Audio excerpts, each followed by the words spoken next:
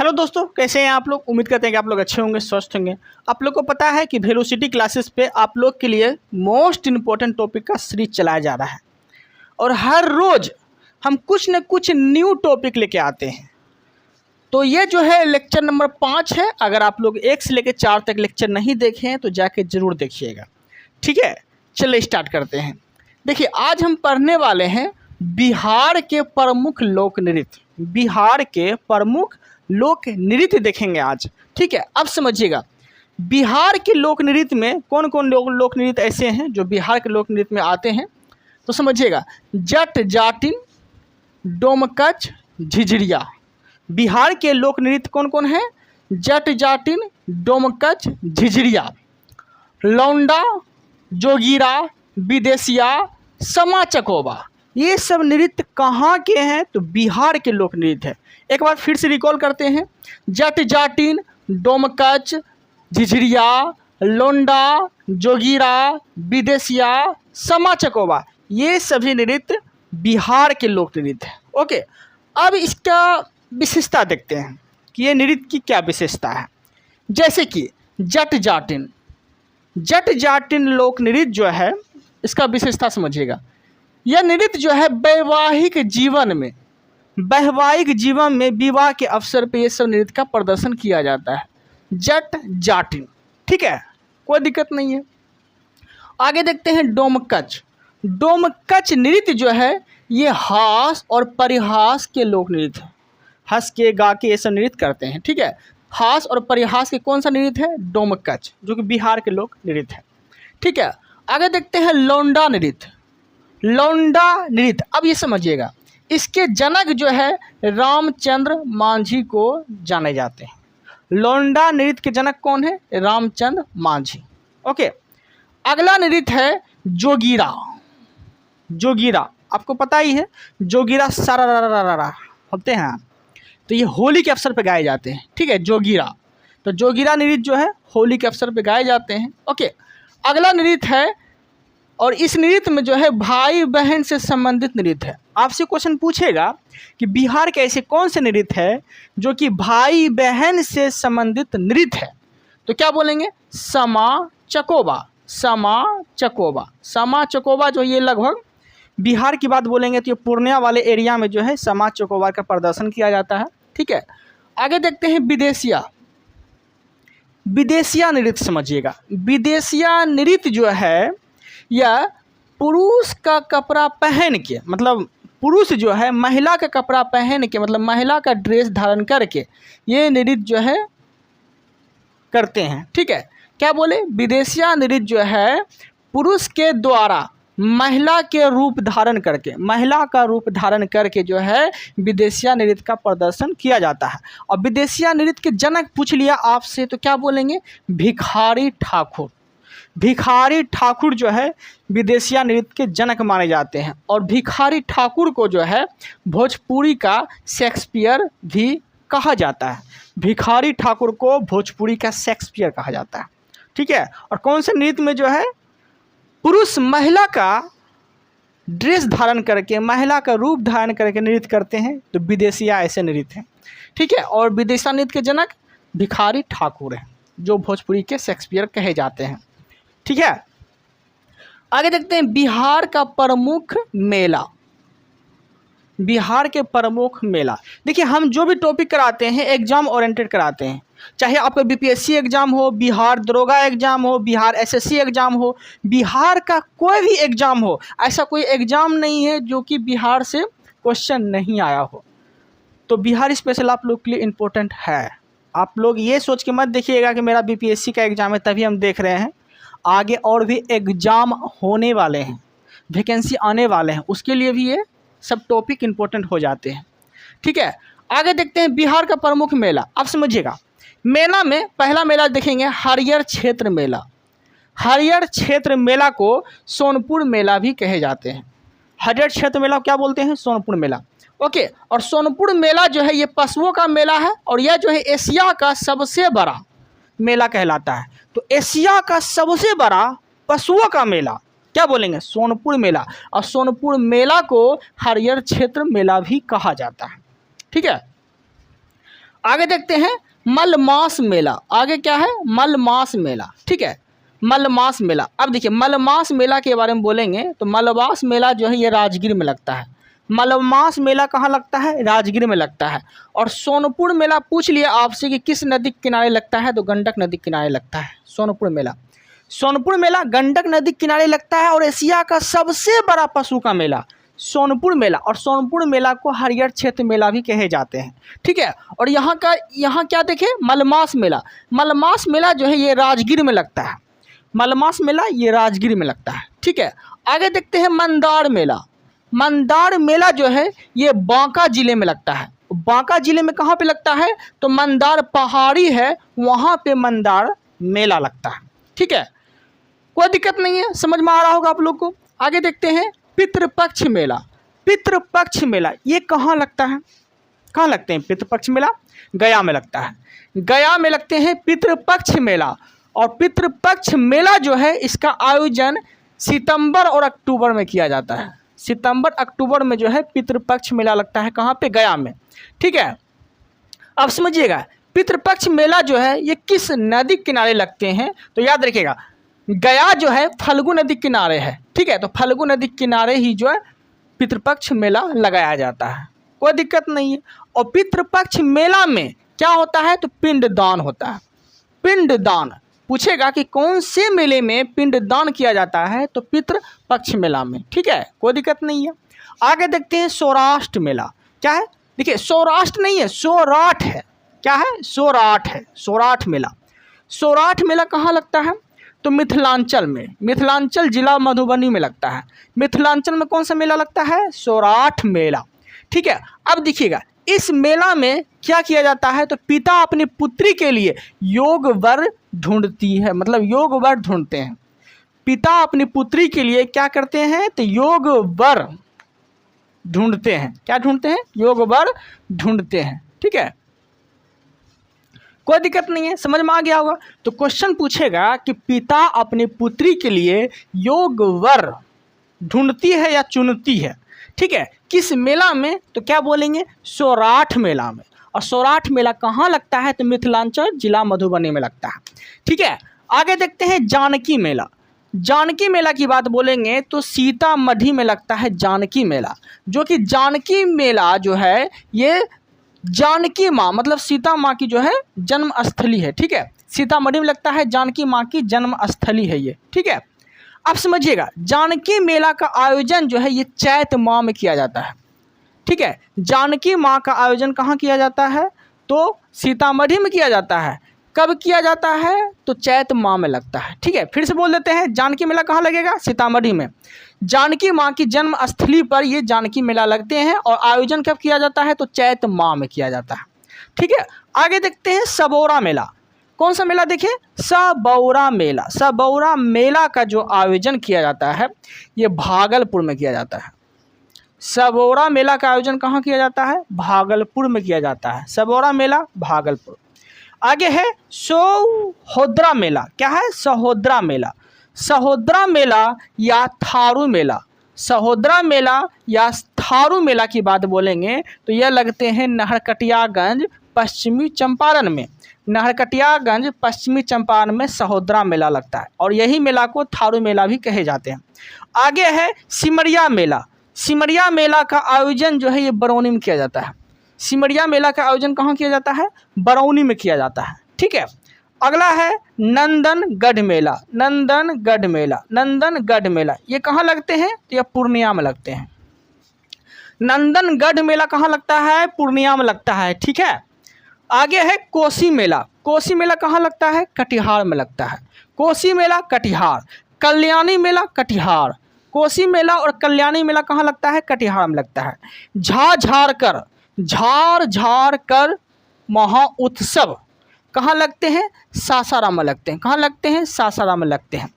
झार कर कभी अगर भूल गए तो याद रखिएगा झाड़ने का काम किसका है? सास होता है ना, तो सास अपने बहू को झाड़ते ही रहती है। खाना बनाओ, ऐसे ये करो, आज ये नहीं बना, अच्छा होता है ना। तो सास का काम है झाड़ना। तो झाझर मेला कहाँ लगेंगे? सासाराम लगेंगे। सा से क्या हो गया, सासाराम, सा से क्या हो गया, सास हो गया। तो सास किसको झाड़ेंगे, झा झाड़ कर, ठीक है। झाझर का मेला कहाँ लगेंगे, सासाराम। आगे है हरदी मेला। अब हरदी कितना लोग मुंह में भी लगाते हैं, फेस पे लगाते हैं ना हरदी, तो मुंह से हो गया मुजफ्फरपुर, मुंह से क्या हो गया, मुजफ्फरपुर।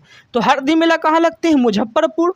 और सास क्या करते हैं, सास, सास मतलब क्या हो गया, सासाराम। सासाराम में कौन सा मेला लगता है, झाझर का मेला। तो सास क्या करते हैं, झाड़ते हैं। इस तरह से भी आप याद रख सकते हैं। आगे है पाप हरनी मेला, पाप हरनी मेला, ठीक है, पाप हरनी मेला। पाप करने से लोग हमेशा भागते हैं, इसीलिए भागलपुर हो जाएगा। पाप हरनी मेला भागलपुर में लगते हैं। थाबे महोत्सव कहाँ लगते हैं, गोपालगंज में लगते हैं। थाबे महोत्सव गोपालगंज, थाबे महोत्सव गोपालगंज, थाबे महोत्सव गोपालगंज, पाप हरनी मेला भागलपुर, ठीक है। कोई दिक्कत नहीं है, आप लोग इसका स्क्रीनशॉट ले लीजिए, उसके बाद हम और आगे करवाते हैं, ठीक है।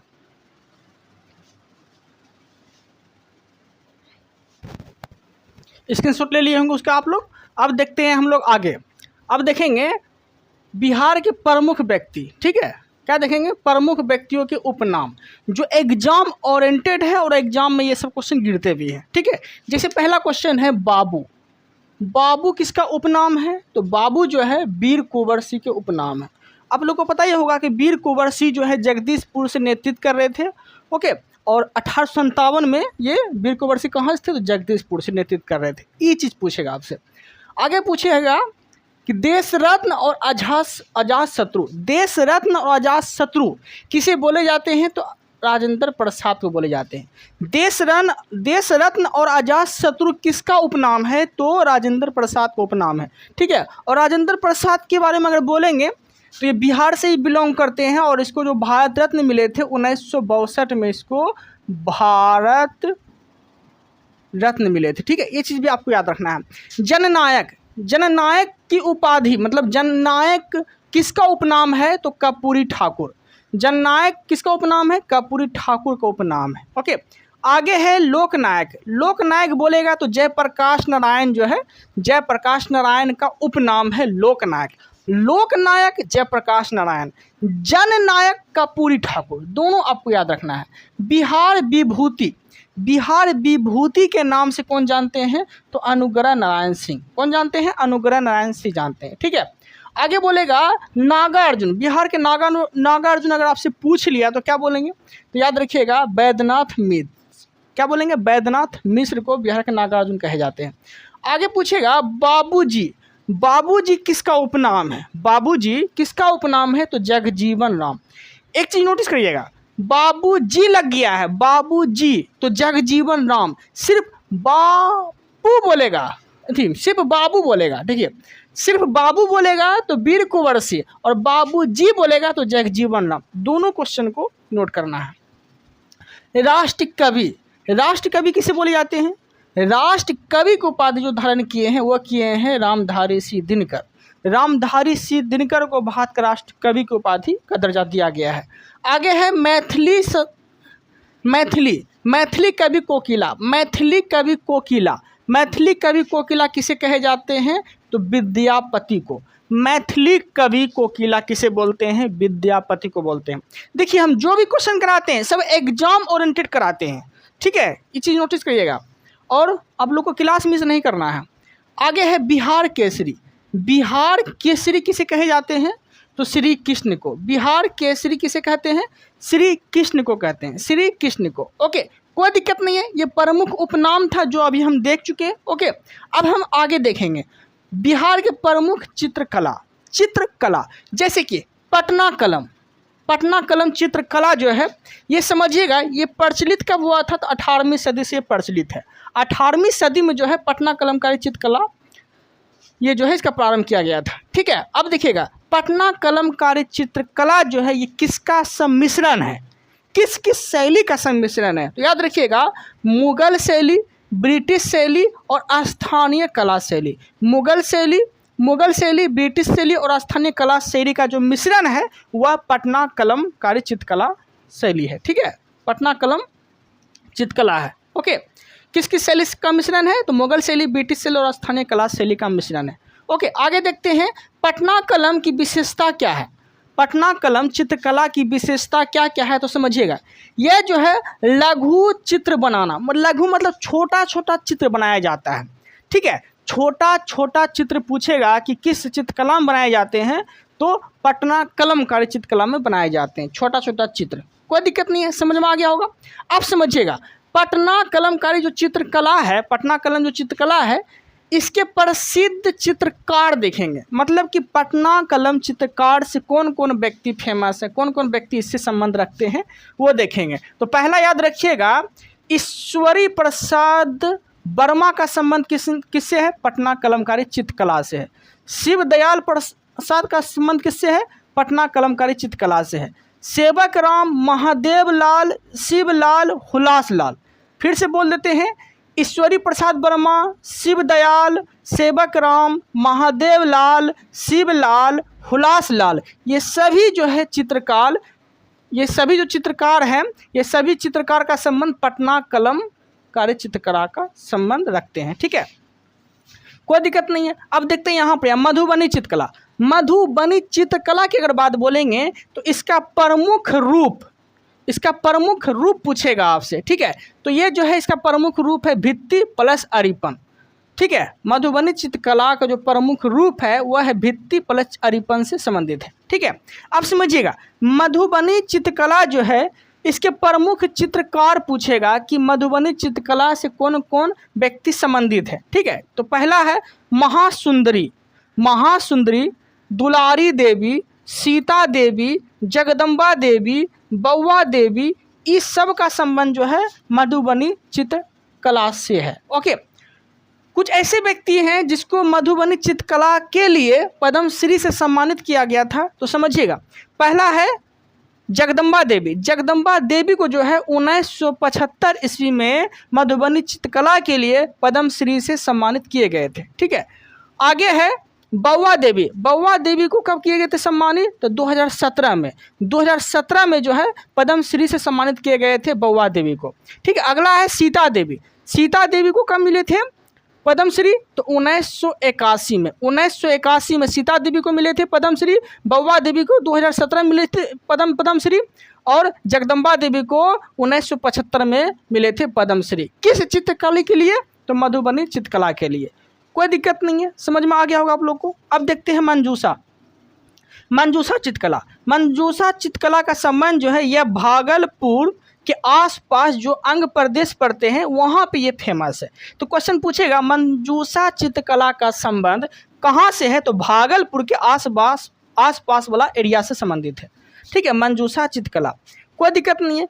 अब समझिएगा, ये जो प्रचलित है, ये प्रचलित क्या चीज़ के लिए है? तो समझिएगा, ये कला जो है बिहुआ बिसहरी लोक कथा पर आधारित है। ठीक है, बिहुआ बिसहरी लोक कथा पर आधारित जो चित्रकला है वो कौन सी चित्रकला है? तो मंजूषा चित्रकला है। ठीक है, और ये कहाँ पे फेमस है? तो भागलपुर के आसपास वाला एरिया में फेमस है, अंग प्रदेश में। ठीक है, कोई दिक्कत नहीं है। आगे देखते हैं थंका चित्रकला।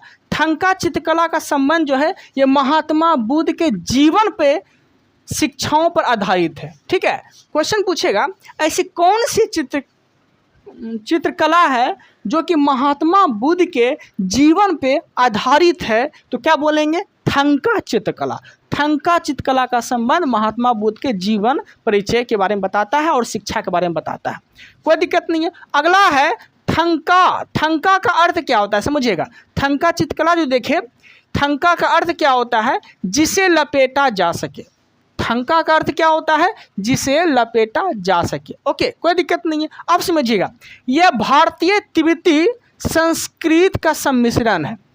ठीक है, थंका चित्रकला जो है यह भारतीय तिब्बती संस्कृतियों का सम्मिश्रण है। कौन सी चित्रकला? तो थंका चित्रकला। कोई दिक्कत नहीं है। आगे है जादोपटिया चित्रकला। जादोपटिया चित्रकला, अब समझिएगा, यह जो है यह संथाल जनजातियों की क्षेत्र की रीति रिवाजों एवं धार्मिक मान्यता पर आधारित है। ठीक है, क्वेश्चन पूछेगा कि जादोपटिया चित्रकला का संबंध किससे है? तो संथाल जनजातियों से है, जो कि बताता है संथाल जनजातियों के बारे में कि यह क्षेत्र जो है रीति रिवाजों और धार्मिक मान्यता पर आधारित है। ओके, कोई दिक्कत नहीं है। आगे देखते हैं, यह जो है जादूपटिया चित्रकला या कपड़ों या कागज पर इसका चित्रण किया जाता है। कपड़ों या कागज पर चित्र करने वाले जो चित्रकला है वो कौन सी चित्रकला है? तो जादूपटिया चित्रकला है। और इसका संबंध किससे है? तो इसका संबंध है संथाल जनजातियों से, जो बताते हैं इसके क्षेत्र की रीति रिवाजों और धार्मिक मान्यताओं के बारे में। ओके, कोई दिक्कत नहीं है, समझ में आ गया होगा आप लोग को अच्छे से। ओके, आप लोग इसका स्क्रीनशॉट ले लीजिए, उसके बाद हम और आगे देखते हैं।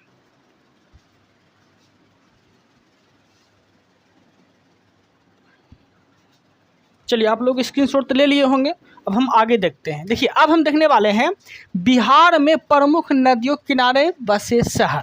ठीक है, जैसे कि गंगा नदी के किनारे कौन कौन से शहर बसे हुए हैं। गंगा नदी के किनारे कौन कौन से शहर बसे हुए हैं, तो समझिएगा, सिर्फ गंगा नदी पे फोकस करना है कि ये सब शहर जो है गंगा नदी के किनारे बसे हुए हैं। जैसे कि पटना, बाढ़, मोकामा, बेगूसराय, लखीसराय, बड़हरिया, मुंगेर, भागलपुर, बक्सर, ये सभी शहर जो है कहाँ पे बसे हुए हैं? तो गंगा नदी के किनारे बसे हुए हैं। फिर से बोल देते हैं, पटना, बाढ़, मोकामा, पटना, बाढ़, मोकामा, बेगूसराय, लखीसराय, बड़हरिया, मुंगेर, भागलपुर, बक्सर, ये सभी जो है किस नदी किनारे बसा हुआ है?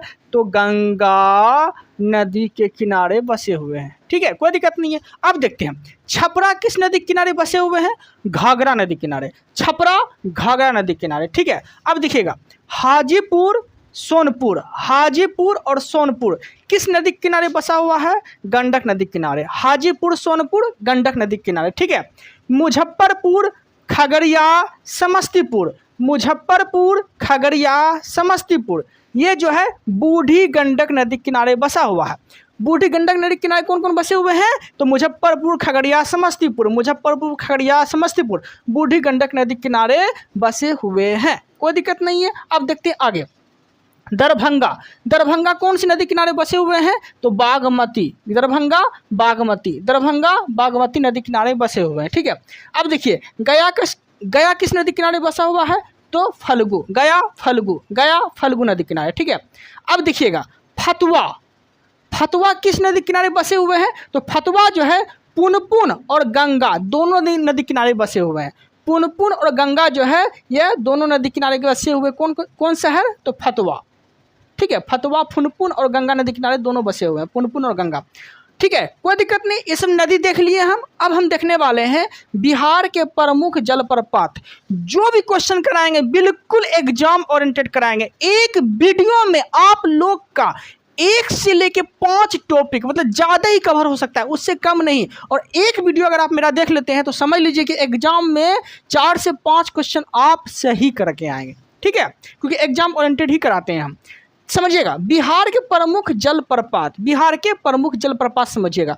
जैसे कि काकोलत जलप्रपात कहाँ पे है? बिहार के नवादा में है। काकोलत जलप्रपात नवादा में, काकोलत जलप्रपात नवादा में 160 फीट ऊंचा है। काकोलत जलप्रपात जो है 160 फीट ऊंचा है। ओके, आगे देखते हैं दुर्गावती। दुर्गावती जलप्रपात कहाँ पे है?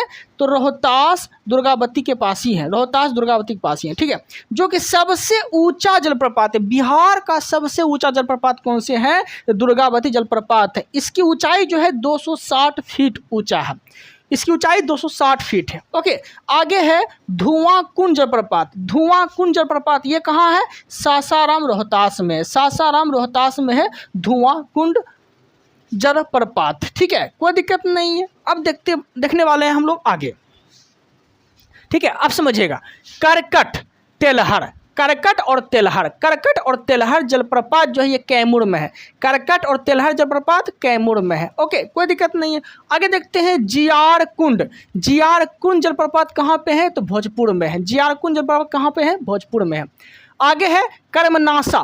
कर्मनाशा जलप्रपात कहाँ पे है? बक्सर में है। कर्मनाशा जलप्रपात कहाँ है? बक्सर में है। ठीक है, हनुमान धार, हनुमान धार जलप्रपात कहाँ पे है? तो सिमरिया में है। हनुमान धार जलप्रपात कहाँ पे है? सिमरिया में है। ठीक है, इसे बिहार का दिल कहा जाता है। क्वेश्चन पूछेगा कि बिहार का दिल जो है कौन से जलप्रपात को कहे जाते हैं? तो हनुमान धार जलप्रपात को कहा जाता है। ठीक है, आगे देखते हैं शुक्ललहरी जलप्रपात। शुक्ललहरी जलप्रपात जो है ये यूपी और बिहार की सीमा पे है। यूपी और बिहार की सीमा पे कौन सी जलप्रपात है? शुक्ललहरी जलप्रपात। ठीक है। तामसिन जलप्रपात। तामसिन जलप्रपात जो है झारखंड और बिहार की सीमा पे है। झारखंड और बिहार की सीमा पे कौन सी जलप्रपात है? तामसिन जलप्रपात। कोई दिक्कत नहीं है। ओके, आगे देखते हैं बिहार का प्रमुख गर्म जल। बिहार का प्रमुख गर्म जल, ठीक है। बिहार के प्रमुख जो गर्म जल हैं जैसे कि ब्रह्म कुंड हो गया, कहाँ पे है? राजगीर में है। ओके, वो सब देखेंगे। तो राजगीर में कौन कौन है? राजगीर में कौन कौन गर्म जल है? तो समझिएगा, ब्रह्म कुंड कहाँ पड़ते हैं? राजगीर में पड़ते हैं। ओके, अब देखिएगा ब्रह्म कुंड की विशेषता क्या है, समझिए। यह बिहार का सबसे गर्म जल कुंड है। बिहार का सबसे गर्म जल कुंड कौन से हैं? तो ब्रह्म कुंड है। ओके, कोई दिक्कत नहीं है।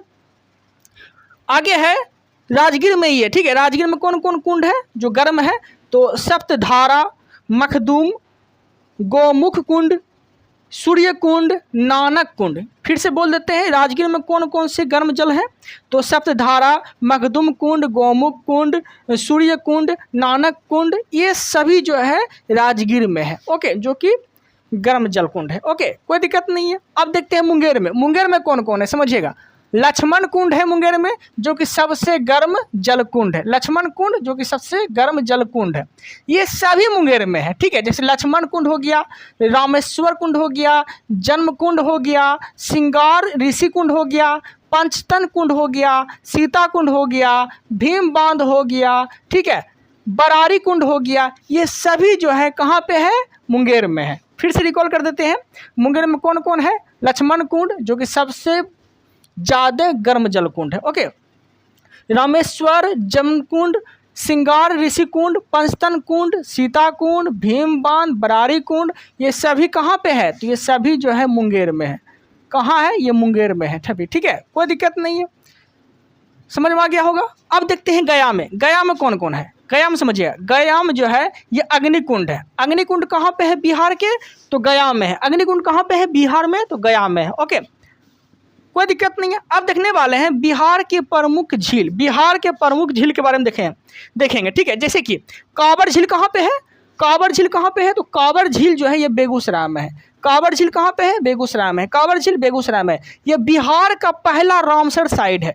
बिहार का पहला रामसर साइट पूछेगा तो बेगूसराय में बना था, उसका नाम क्या था? तो कांवर झील। ओके, बिहार का पहला कांवर झील। लेकिन कांवर झील अगर देश का पूछ लिया, देश का कितना नंबर पे है? देश का तो 39वां, देश में 39वां और बिहार में पहला। ओके, कांवर जलकुंड, कांवर झील, ठीक है। कांवर झील जो है देश में 39वां कांवर झील है, जो कि पहला पूछेगा रामसर साइट तो कांवर झील, लेकिन देश में पूछेगा तो 39वां आएंगे, ठीक है। आगे देखते हैं गोगा बिल। गोगा बिल और गोगा बिल बोलिए या फिर घोघा झील बोलिए। गोगा बिल बोल सकते हैं या फिर घोघा झील बोल सकते हैं। ये कहाँ है? तो कटिहार में है। घोगा बिल बोलिए या फिर घोघा झील बोलिए, दोनों कहाँ, मतलब ये कहाँ है? कटिहार में है, ठीक है। कोई दिक्कत नहीं है, दोनों एक ही नाम है। गोगा बिल और घोघा झील दोनों एक ही नाम है। ओके, अब समझिएगा आगे। कुशेश्वर झील कहाँ पर है? तो दरभंगा में है। कुशेश्वर झील कहाँ है? दरभंगा में है। कुशेश्वर झील कहाँ है? दरभंगा में है, ठीक है। आगे देखते हैं घोड़ा कटोरा झील कहाँ है? घोड़ा और कटोरा झील कहाँ पर है? तो राजगीर में है। घोड़ा और कटोरा झील कहाँ पे है? राजगीर में है। घोड़ा और कटोरा झील कहाँ पे है? राजगीर में है, कोई दिक्कत नहीं है। अनुपम झील कहाँ पे है? कैमूर में है। अनुपम झील कहाँ पे है? कैमूर में है। ओके, सिमरी झील कहाँ पे है? सहरसा में है। सिमरी झील कहाँ पे है? सहरसा में है। जगतपुर झील कहाँ पे है? भागलपुर में है। जगतपुर झील कहाँ पे या? भागलपुर में है, ठीक है। जगतपुर भागलपुर में है। ओके, कोई दिक्कत नहीं है, समझ में आ रहा होगा आप लोग को। ओके, आप लोग स्क्रीनशॉट ले लीजिए, उसके बाद हम आगे कराते हैं।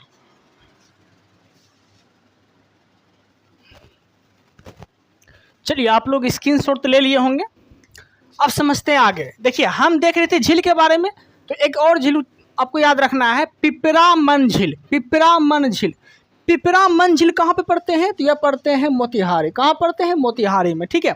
अब समझिएगा नागी नकटी झील। नागी और नकटी झील पूछेगा कि ये कहाँ पे है? तो गढ़ी डैम पे बनाया गया है, ये जमुई में है। कहाँ पे है? गढ़ी डैम जमुई पे है, ठीक है। कोई दिक्कत नहीं है। तो ये हम क्या देखें, झील देखें, नागिन नकटी झील गठी डैम जमुई में है। ओके, अब समझिएगा, अब हम क्या देखने वाले हैं, अब देखने वाले हैं बिहार के प्रमुख अभ्यारण्य। आप लोग को एक ही वीडियो में कोशिश करेंगे कि मोस्ट इंपॉर्टेंट टॉपिक जो है एक ही वीडियो में प्रोवाइड करवा दे, ठीक है। कहीं नहीं पढ़ना है, आप सिर्फ यहाँ पढ़िए। आपको विश्वास दिलाते हैं कि जो भी एक एग्जाम ओरिएंटेड क्वेश्चन होगा, जो भी एग्जाम से रिलेटिव क्वेश्चन होगा, आने की ज़्यादा संभावना होगा, वही क्वेश्चन हम कराएंगे, ठीक है। समझिएगा, बिहार के प्रमुख अभ्यारण्य देखिएगा, जैसे कि वाल्मीकि राष्ट्रीय उद्यान। वाल्मीकि राष्ट्रीय उद्यान कहाँ पे है, तो ये पश्चिमी चंपारण में है। वाल्मीकि राष्ट्रीय उद्यान कहाँ है, तो पश्चिमी चंपारण में। अब समझिएगा, ये बिहार का एकमात्र राष्ट्रीय उद्यान है। बिहार का एकमात्र राष्ट्रीय उद्यान है जो कि टाइगर रिजर्व है। ओके, टाइगर के लिए प्रसिद्ध है, कोई दिक्कत नहीं है। अब समझते आगे, भीम बांध राष्ट्रीय अभ्यारण्य कहाँ पे है, यह मुंगेर में है। भीम बांध राष्ट्रीय उद्यान कहाँ पे है, तो मुंगेर में है। ओके, आगे देखते हैं काबर झील वन्यजीव अभ्यारण्य। काबर झील वन्यजीव अभ्यारण्य कहाँ पे है, तो ये बेगूसराय में है। काबर झील वन्यजीव अभ्यारण्य कहाँ पे है, तो ये बेगूसराय में है। ओके, कोई दिक्कत नहीं है। अब समझिएगा, काबर झील वन्यजीव अभ्यारण्य को जो है ये बिहार का प्रथम रामसर साइट घोषित किया गया था। यह बिहार का प्रथम रामसर साइट पूछेगा आपसे कि बिहार के प्रथम रामसर साइट कौन है, तो क्या बोलेंगे, यह है काबर वन्यजीव अभ्यारण्य। काबर वन्यजीव अभ्यारण्य को बिहार का प्रथम रामसर साइट घोषित किया गया था। लेकिन देश का पूछेगा तो देश का 39वां रामसर साइट कौन है, तो यह काबर झील है, ठीक है, काबर वन्यजीव अभ्यारण्य है। कोई दिक्कत नहीं है। अब समझते हैं, इसको दर्जा कब दिया गया था, इसको दर्जा दिया गया था रामसर साइट के रूप में 2020 में इसको दर्जा मिल गया था। ओके, कोई दिक्कत नहीं है। आगे देखते हैं कैमूर वन्यजीव अभ्यारण्य। कैमूर वन्यजीव अभ्यारण्य पूछेगा कि ये कहाँ पे है, तो यह रोहतास में है। कैमूर वन्यजीव अभ्यारण्य कहाँ पे है, रोहतास में है। रोहतास के कहाँ पे, तो कैमूर में है। कोई दिक्कत नहीं है। यह बिहार का सबसे बड़ा वन्यजीव अभ्यारण्य है। बिहार का सबसे बड़ा वन्यजीव अभ्यारण्य पूछेगा कि कौन से हैं, तो क्या बोलेंगे, कैमूर वन्यजीव अभ्यारण्य। कहाँ पे है, रोहतास कैमूर में है। ओके, कोई दिक्कत नहीं है। ओके, आगे देखते हैं नागी बांध पक्षी विहार। नागी बांध पक्षी विहार ये कहाँ पे है, तो जमुई में है। नागी बांध पक्षी विहार कहाँ पे है, तो जमुई में है। ये बिहार का सबसे छोटा वन्यजीव अभ्यारण्य है, जो पक्षी के लिए सबसे छोटा वन्यजीव अभ्यारण्य कौन से है, तो नागी बांध पक्षी विहार है। कहाँ पे है, तो जमुई में है। ओके, अब समझिएगा ध्यान से, ये कितना किलोमीटर स्क्वायर में फैले हुए हैं नागी बांध पक्षी विहार, तो 1.92 किलोमीटर स्क्वायर में फैला हुआ है, ठीक है, कोई दिक्कत नहीं है। अब देखते हैं आगे, नकटी डैम वन्यजीव अभ्यारण्य कहाँ पे है, तो जमुई में है। नकटी डैम वन्यजीव अभ्यारण्य कहाँ है, जमुई में है, ठीक है, जो कि 3.33 वर्ग किलोमीटर क्षेत्र तक ये फैला हुआ है। कोई दिक्कत नहीं है। आगे देखते हैं राजगीर वन्यजीव अभ्यारण्य ये कहाँ पे है, नालंदा में है। राजगीर वन्यजीव अभ्यारण्य कहाँ पे है, नालंदा में है। राजगीर वन्यजीव अभ्यारण्य नालंदा में है, ठीक है। उदयपुर वन्यजीव अभ्यारण्य कहाँ पे है, पश्चिमी चंपारण में है। उदयपुर वन्यजीव अभ्यारण्य कहाँ पे है, पश्चिमी चंपारण में है, ठीक है। रजौली वन्यजीव अभ्यारण्य कहाँ पे है, रजौली वन्यजीव अभ्यारण्य कहाँ पे है, नवादा में है। रजौली वन्यजीव अभ्यारण्य कहाँ पे है, नवादा में है। ओके, कोई दिक्कत नहीं है।